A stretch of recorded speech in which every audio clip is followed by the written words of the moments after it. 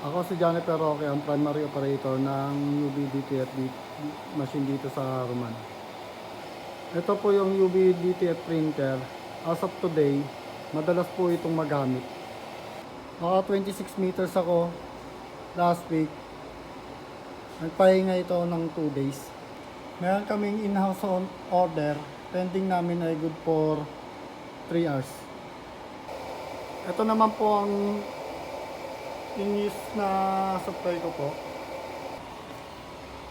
Nandito na po yung mga unused supply. Ito po ang printer head.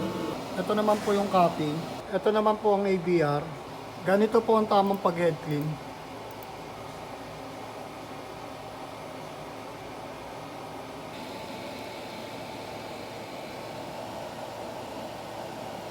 Ganito naman po ang pag-nozzle check.